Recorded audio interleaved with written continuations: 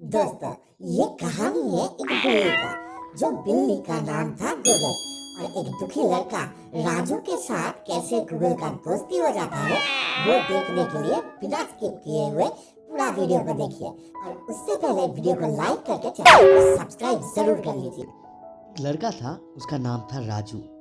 और राजू का कोई दोस्त नहीं था। राजू मन ही मन बहुत ही तन्हा था। राजू सिर्फ इसलिए ही तन्हा नहीं था कि उसका कोई दोस्त नहीं है। 1 साल पहले तक तो राजू इतना भी तन्हा नहीं था, क्योंकि तब तक राजू के पिताजी और माताजी राजू के साथ ही थे। अपने पिता और माता का एक लाडला था राजू। राजू को बहुत ही प्यार मिलता था उसका पापा और मम्मी से। और तभी राजू का एक दोस्त भी थी, उसका नाम था टीना। और टीना राजू के पड़ोस में ही रहता था। अरे राजू बेटा, तुम अभी घर में बैठ के क्या कर रहे हो? अभी तो खेलने का टाइम है। जाओ बाहर जाके थोड़ा सा खेल के आओ। पापा, मैं तो वेट कर रहा हूँ कब टीना आएगी और टीना के साथ में खेलने के लिए जाऊंगा। अरे राजू, तुझे खेलने के लिए और कोई लड़का नहीं मिला? सिर्फ ये टीना ही मिली है खेलने के लिए? हाँ माँ, टीना ही मेरा बेस्ट फ्रेंड है, मुझे और कोई दोस्त नहीं चाहिए।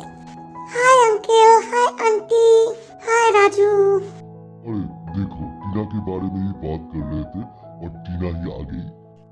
अरे हाँ, बदमाश आ गई, कितना प्यारी बच्ची है। क्या मजा, टीना आ गई, टीना आ गई। पापा, मम्मी, मैं अभी टीना के साथ खेलने जा रहा हूँ। ओके बच्चों, जाओ खेलो, लेकिन दूर कहीं मत जाना, सामने ही रहना, ठीक है? ठीक है अंकल, हम लोग ज्यादा दूर नहीं जाएंगे। Bye bye uncle aunty. ऐसे ही राजू का टाइम बहुत ही अच्छा कट रहा था। लेकिन अचानक से एक दिन राजू का पिताजी और माताजी का कार एक्सीडेंट में डेथ हो जाता है। पापा, मम्मी, इस तरह से आप लोग मुझे छोड़ के नहीं जा सकते हो। आप लोग प्लीज वापस आ जाओ। उस दिन तो बहुत ही रो रहा था राजू। अपना बोल के अब राजू के पास दादी माँ के अलावा और कोई नहीं था। राजू बेटा, चुप हो जा बेटा, चुप हो जा। राजू का दादी ने भी बहुत कोशिश किया राजू को चुप कराने के लिए। और राजू के पिता माता का अंतिम संस्कार के बाद राजू को लेके दादी माँ अपने गांव चले आते हैं। और इस तरह से राजू को अपना बेस्ट फ्रेंड टीना को भी छोड़ के आना पड़ा। अभी तो राजू अंदर से बहुत ही टूट चुका था। वो ना अच्छे से खाता था और ना किसी से बात करता था। बेटा देखो, मैं तुम्हारे लिए चाइनीज बनाई हूँ, तुम्हारा फेवरेट है ना बेटा, खा लो बेटा, खा लो।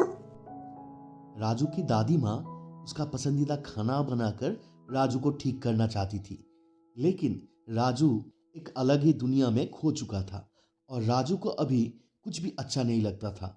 वो सारा दिन जंगलों में घूमता रहता था और ज्यादा टाइम तो वो जंगलों में घंटों घंटों तक बैठा रहता था।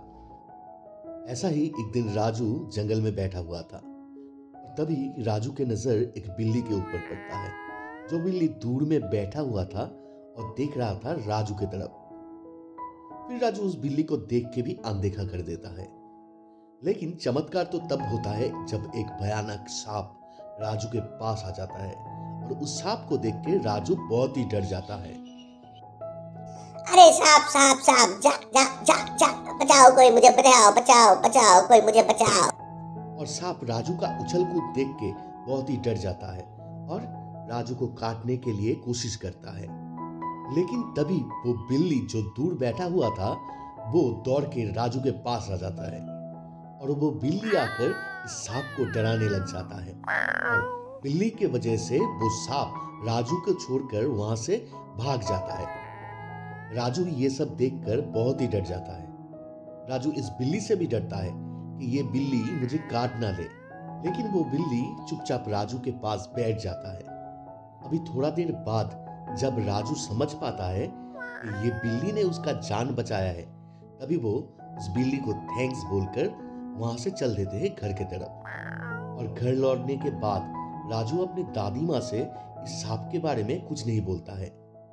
घर में तो बहुत चुप ही रहता है। लेकिन रात में जब राजू सो रहा था तभी वो वही सांप और बिल्ली का सपना देखता है और डर के मारे राजू का नींद टूट जाता है। अभी राजू सोचता है, अरे आज तो मुझे सांप काट ही जाता। अगर बिल्ली ना होता तो मुझे बचाने वाला कोई नहीं था वहां पर। सांप तो मुझे काट ही लेता, मैं तो मर जाता। कल मुझे उस बिल्ली से फिर से मुलाकात करना है और दादी माँ से मांग कर एक मछली भी मैं उस बिल्ली के लिए ले जाऊंगा।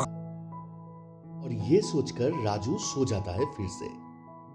दूसरे दिन उठ के राजू अपने दादी माँ के पास जाता है और इतने दिन तक जो राजू बात करना ही छोड़ दिया था वो अपने दादी माँ के पास जाके बोलता है, दादी माँ, जंगल में मेरा एक बिल्ली फ्रेंड है और उस फ्रेंड के लिए मुझे एक मछली चाहिए। राजू को बात करते हुए देखकर दादी माँ बहुत ही खुश हुए।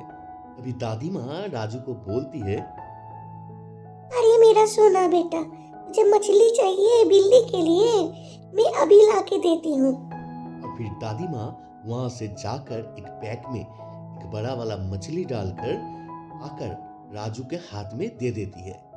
और मछली पाने के बाद राजू बहुत ही खुश होता है।